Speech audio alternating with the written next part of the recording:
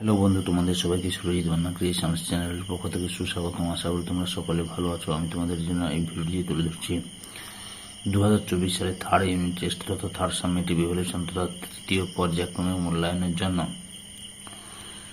Class 5-এর পরিবেশবিদ্যার এক set প্রশ্নপত্রের সম্পূর্ণ সমাধান করছি। তার আগে তোমাদের কাছে অনুরোধ, তোমরা ভিডিওটি না টেনে পুরো দেখো। ভিডিওটি কেমন লাগলো কমেন্ট করে জানিয়ে ভিডিওটিতে লাইক দাও এবং শেয়ার করো।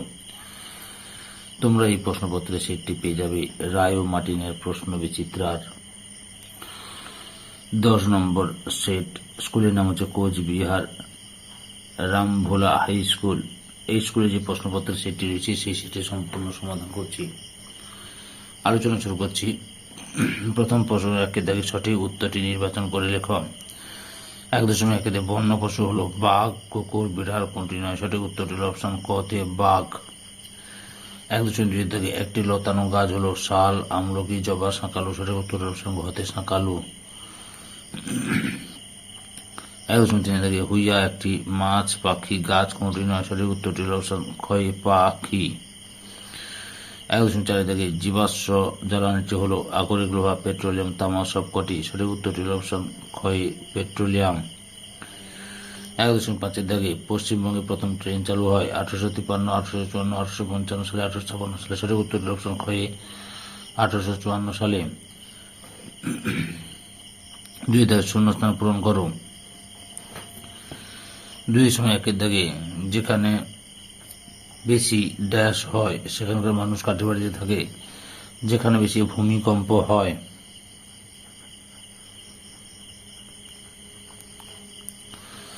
2.2 থেকে চাঁদ তার পুরো কক্ষপথ ঘুরে ড্যাশ দিনে 29.12 দিনে। 2.3 থেকে ধূমকেতু আসলে বরফ জমা ড্যাশের মতো? বরফ জমা পাহাড়ের মতো। পাহাড়ের মতো।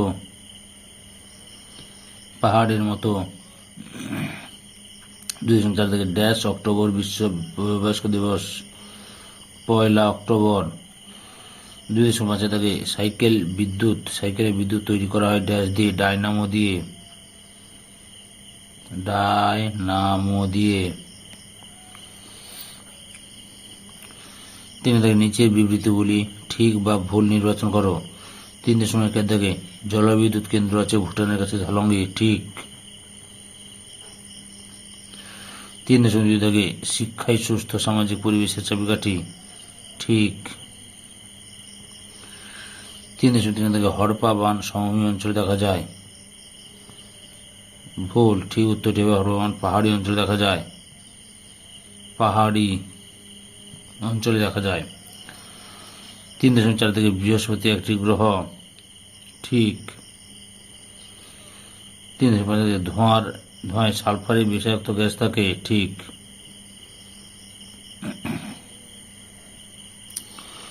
4.1 থেকে চিলনি কি? চিলনি একটি গাছের নাম চিলনি। 4.2 থেকে পশ্চিমবঙ্গের প্রধান খনিজ সম্পদ কি? কয়লা। 4.3 থেকে আগ্নেয়গিরি থেকে কি বের হয়? লাভা। 4.4 থেকে পৃথিবীর উপগ্রহটির নাম লেখো। চাঁদ। 4.5 থেকে কত সালে কলকাতায় প্রথম রিক্সা আসে? 1900 সালে।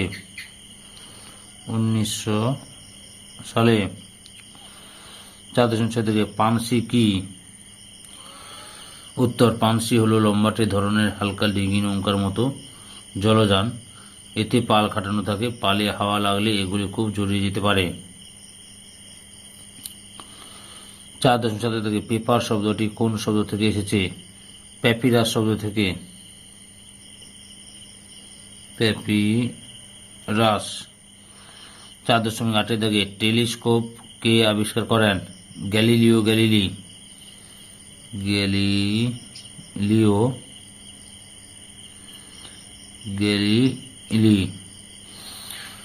4.9 থেকে গৌণ জোয়ারের কতক্ষণ পর মুখ্য জোয়ার হয়? গৌণ জোয়ারের 12 ঘন্টা 26 মিনিট পর। 12 ঘন্টা 26 মিনিট। 12:26 পর। 4.10 সাথে কোন তিথিতে সূর্যগ্রহণ হয়? অমাবস্যা তিথিতে সূর্যগ্রহণ হয়। তারপর হচ্ছে 2-3টি বাক্যে উত্তর দাও, যে কোনো 5টি। 5.1 জোয়ারের কারণ কি কি? উত্তর, বিশালাকার পৃথিবীর প্রায় 3 ভাগ জল এবং 1 ভাগ স্থল। এই বিস্তীর্ণ জলরাশির উপর চাঁদ ও সূর্যের মিলিত আকর্ষণ বল যথেষ্ট বেশি। এই আকর্ষণের প্রভাবে জলরাশি ফুলে ওঠে জোয়ারের এবং কমে গিয়ে ভাটার সৃষ্টি করে। তাছাড়া পৃথিবীর আবর্তন গতির ফলেও পৃথিবীতে জোয়ার ভাটার সৃষ্টি হয়। 5.2 দাগে অপ্রচলিত শক্তি কোনগুলি? অপ্রচলিত শক্তিগুলির নাম লিখছি। সৌর শক্তি, বায়ু শক্তি, জোয়ার ভাটা শক্তি, জোয়ার ভাটা শক্তি, ভূতাপ শক্তি শক্তি ইত্যাদি। সৌরশক্তি, বায়ু শক্তি, জোয়ার ভাটা শক্তি, ভূতাপ শক্তি ইত্যাদি। 5.3 সমাজ ভিত্তিক বন বলতে কি বোঝো? উত্তর, কোনো অঞ্চলে অব্যবহৃত পতিত ও অনুর্বর জমিতে যখন সামাজিক কল্যাণের উদ্দেশ্যে গাছ লাগানো হয় তখন তাকে সমাজ ভিত্তিক বন বলা হয়। ব্যবহৃত জমি, লোকালয়, ফসলি জমি ছাড়া ব্যবহৃত ও অনুর্বর জমিতে পরিকল্পনা অনুযায়ী গাছ লাগানো হয়। গাছগুলি ফলদানকারী বা অর্থকরী হতে পারে। 5.4 দাগে মানুষ বাঘ মারত কেন? উত্তর, বাঘের আক্রমণ থেকে নিজেকে এবং অন্যান্যদের বাঁচাতে মানুষ বাঘ মারত। তবে বন্দুক দিয়ে বাঘ মেরে সেই ছবি ঘরে টাঙিয়ে রাখত নিজের বীরত্ব দেখানোর জন্য। আবার অনেকে বাঘের চামড়া দেওয়ালে টাঙানোর জন্য বাঘ মারত। 5.5 কাগজে লেখা শুরুর আগে কিসের উপর লেখা হতো? কাণ্ডের ছিলার উপর, গাছের কাণ্ডের ছিলার উপর, তালপাতাতে এগুলোর উপর মানুষ লিখত। 5.6 দাগে বন থেকে আমরা কি কি পাই? বাঁচার জন্য অক্সিজেন, আসবাবপত্র তৈরির কাঠ, ঔষধ, মধু, মোম, ফল ফুল, জ্বালানির কাঠ, কাগজ, মশলা, দড়ি, আঠা, ধুনা, রেশম, রবার, গঁদ, রজন। 6 দাগে 5-6টি বাক্যে উত্তর দাও, যে কোনো 5টি। 6.1 দাগে বনভূমি সংরক্ষণের প্রয়োজনীয়তা লেখো। পরিবেশ দূষণ রোধ। বনভূমি গাছপালা পরিবেশ থেকে কার্বন ডাই অক্সাইড শোষণ করে এবং অক্সিজেন ত্যাগ করে পরিবেশকে দূষণমুক্ত রাখে। জীববৈচিত্র্য। বনভূমিতে বসবাসকারী উদ্ভিদ ও প্রাণীসমূহের প্রাকৃতিক বাসস্থান বজায় রাখে বনভূমি। 3 নম্বর অর্থনৈতিক গুরুত্ব। বনভূমি থেকে প্রয়োজনীয় কাঠ, ঔষধ, অর্থকরী উপাদান প্রভৃতি সংগ্রহ করা হয়। 4 নম্বরে পরিবেশের ভারসাম্য রক্ষা। বনভূমি শক্তি প্রবাহ, জলচক্র, জৈব প্রশাসনিক চক্র প্রভৃতি নিয়ন্ত্রণের মাধ্যমে পরিবেশের ভারসাম্য রক্ষা করে। 6.2 দাগে সূর্যের শক্তিকে আমরা প্রাত্যহিক জীবনে কিভাবে কাজে লাগাই? উত্তর, সূর্যের আলো সোলার প্যানেলে ফেলে বিদ্যুৎ তৈরি হয়। এই বিদ্যুৎ রান্নার কাজে আলো জ্বালাতে ব্যবহৃত হয়। সারাদিন ধরে রোদে সোলার ব্যাটারি চার্জ হয়। জামা কাপড়, শস্য শুকাতেও কাজে লাগে। 6.3 দাগে সাইকেলকে পরিবেশ বান্ধব যানবাহন বলা হয় কেন? সাইকেল চালাতে বহুমূল্যের পেট্রোল ডিজেলের প্রয়োজন হয় না।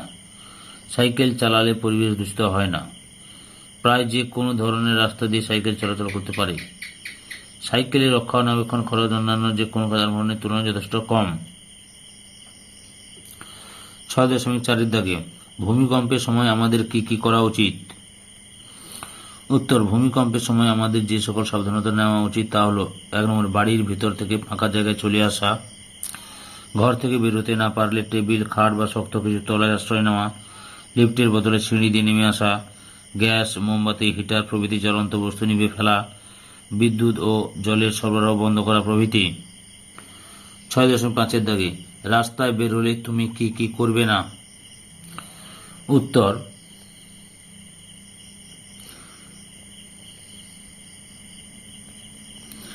গাড়ি যাওয়ার সবুজ আলো জ্বলে উঠলে কখনোই রাস্তা পারাপার করব না। রাস্তায় দৌড়াদৌড়ি করব না। বড় গাড়ির দিক পরিবর্তনের সময় গাড়ির কাছাকাছি আসবো না। রাস্তার উপর কখনোই খেলবো না বা দৌড়াদৌড়ি করব না। বাস থেকে লাফ দিয়ে নামবো না। নামার দিকে চলন্ত গাড়ি বা বাইক আসলে নামবো না। বাসে ঝুলন্ত অবস্থায় যাব না। হেলমেট ছাড়া মোটরসাইকেল ব্যবহার করব না। রাস্তা পারাবার সময় মোবাইল ব্যবহার করব না। আর রাস্তায় খোলার খোসা ফেলব না। 6.6 থেকে অমাবস্যা ও পূর্ণিমা তিথিতে জোয়ার সবচেয়ে বেশি হয় কেন? অমাবস্যা তিথি পৃথিবী ও সূর্যের মাঝে চাঁদ অবস্থান করে বলে চাঁদ ও সূর্যের মিলিত আকর্ষণে জনিত কারণে প্রবল জোয়ার সৃষ্টি হয়। পূর্ণিমা তিথি চাঁদ ও সূর্যের মাঝে পৃথিবীর অবস্থান করে বলে পৃথিবীর একদিকে চাঁদ ও অপরদিকে সূর্যের আকর্ষণ বল কার্যকরী হলে পৃথিবীর দুদিকে প্রবল জোয়ার সৃষ্টি হয়। 6.7 থেকে জলচক্রের ছবি অঙ্কন করো। তোমরা জলচক্রে এই ছবিটা আঁকবে। বুঝতে পেরেছ? এই ছবিটা জলাশয় ও নদী সমুদ্র থেকে তীরচিহ্ন দিবে, জলীয় বাষ্প দিয়ে গোল করে দিবে, দিয়ে তীরচিহ্ন দিবে। পাহাড়ের মাথায় মেঘ ও বরফ গোল করবে, দিয়ে তীরচিহ্ন দিবে, দিয়ে গোল করবে। বৃষ্টি ও পাহাড়ি নদী দিয়ে গোল করলে দিয়ে আবার জলাশয় ও সমুদ্রের দিকে একটা তীরচিহ্ন দিবে। এই ছবিটা আঁকলে একটা জলচক্রে সম্পূর্ণ হয়ে যাবে ছবিটা আঁকলে। ওকে, এই সেটের লাস্ট প্রশ্ন 6.8 থেকে কয়লা কিভাবে সৃষ্টি হয়েছে লেখো। উত্তর, ভূ আলোড়ন বা ভূমিকম্পের ফলে উদ্ভিদ ও প্রাণীর দেহাবশেষ মাটির তলায় চাপা পড়ে যায়। হাজার হাজার বছর ধরে মাটির তলায় চাপ ও তাপে এগুলি পরিবর্তিত হতে থাকে।